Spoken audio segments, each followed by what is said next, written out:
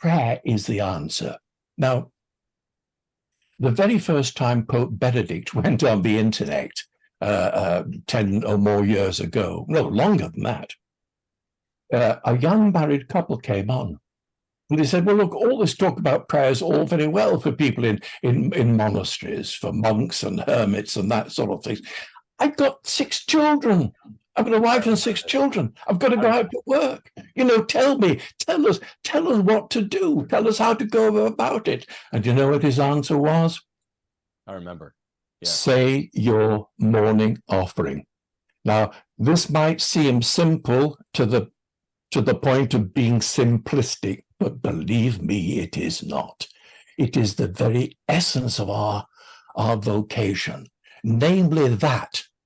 Let us go back just I don't know how much time you're allowing me here, but let's go back to Jesus Christ, our Lord himself, as a child, when he was taught to say his morning offering at his mother's knee. His mother was Our Lady, and the prayer she taught him was a prayer called in Jewish the Shema. Now, the essence of that prayer was this. It embodied within it the first.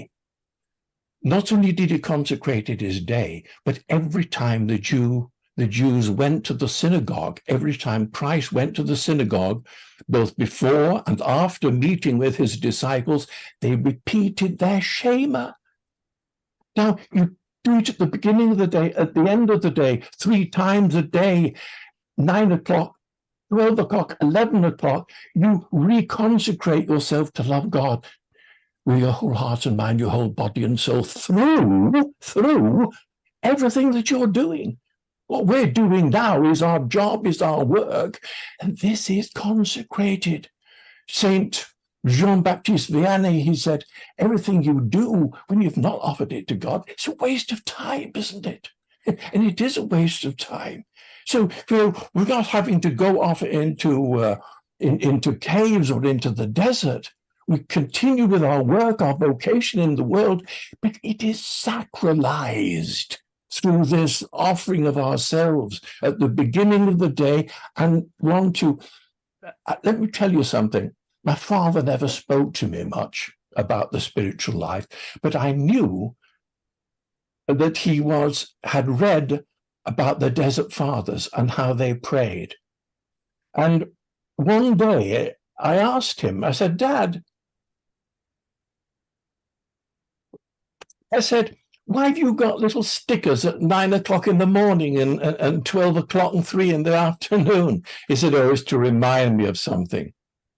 My mother told me it was to remind him to remake his offering of his day to God in, with, and through Christ, so that all his work, his business dealings, everything would be sacralized and offered to God. This has got to be the basic foundation where we start again. Can't you see, everybody, that you can make your whole life into a prayer, so that at the end of the day, you will find that you've not only been practicing the very first commandment of the Lord, to love God with your whole heart and your whole mind and your whole body and with your whole strength. In doing that, you've been practicing the second commandment, which is to love God in the neighbor in need, to love God, no, not as yourself. That's the old commandment. That's the Old Testament. The new one is you've got to love others as I have loved you, as Christ has loved us. That's the new one that he gives us at the Last Supper. Remember? You will be known, he said, you will be known by the way in which you love one another.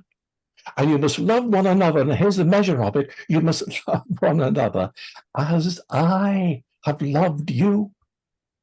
Now, in what I've just said, very briefly, really, whatever you're doing, whatever your work, whatever your business is, you're a Catholic lay person, your job is to consecrate, sacralize your day in this way. Is that really asking a lot?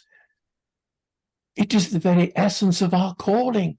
And this is how, therefore, we can learn to contemplate throughout our day, through all and everything that we do. We sacralize everything in this way. So we're fulfilling the two great commandments of the Lord, not by doing anything different, by doing what we do every day, but by sacralizing it, by opening ourselves to the love of God. So his love and our love become one. And all that we say and do, wait for it, all that we say and do becomes the Mass.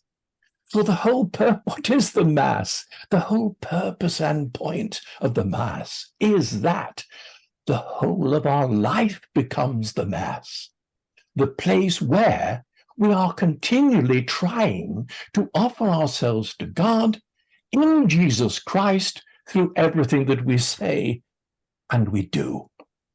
I'll draw a line here now, because I think I've said enough for the time being on how to sacralize our day. That's where we begin our prayer life. That's the first pillar of our spiritual life. Do that and do that. And you need and do that ever more deeply and ever more completely and ever more fully and ever more perfectly. And it is enough. It is more than enough. So we're not asking big deals of going into caves or flying out to look for deserts or do any dramatics, but merely transforming what we're doing anyway and doing it for Christ.